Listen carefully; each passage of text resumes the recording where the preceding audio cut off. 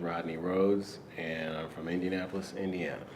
I've been in real estate since 1987, working and taking care of a family, going to school and doing the military, but I've never lost my relationship with my desire to buy and sell properties. Have a free time lifestyle. After buying lots of courses and things like that, I thought that it would be best if I got with someone who was local in the area. And after doing some research, and then I think I did about 2 years worth of due diligence, and I would actually call Joe and he would answer the phone. And so I was a truck driver by trade, of course, and went into being a real estate investor, got my license and all those types of things.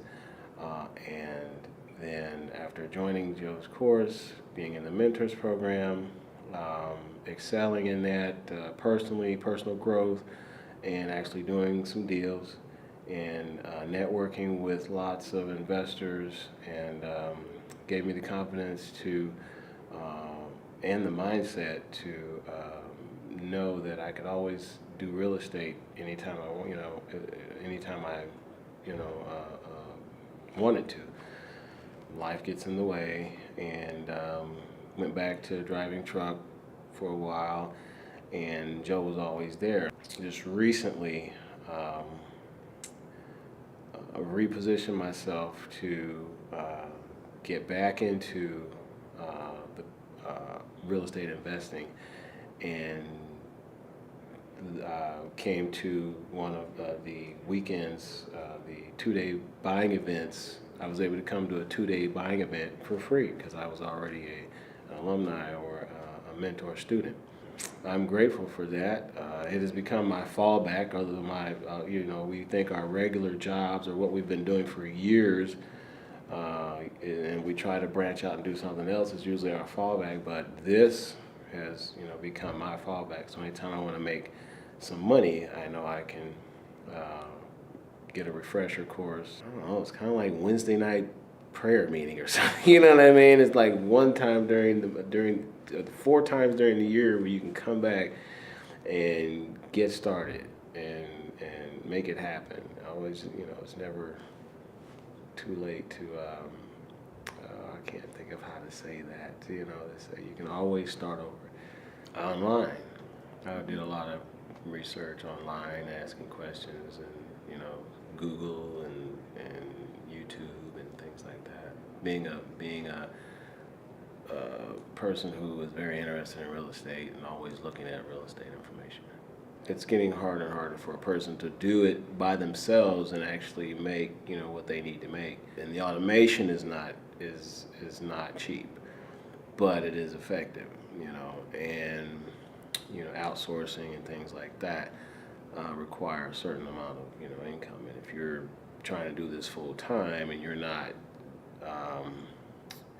good at it, you got to get good, at negotiating and business management side, the business operations side. To have it be a lifestyle versus a hobby or self-employment or it's just a lifestyle, a mindset. Like, my goal is to be able to retire, but then I don't want to retire. I just want it to be enjoy. I just want to enjoy what I do, and I enjoy doing real estate. Yeah, full time, but not as a job, as a way of life.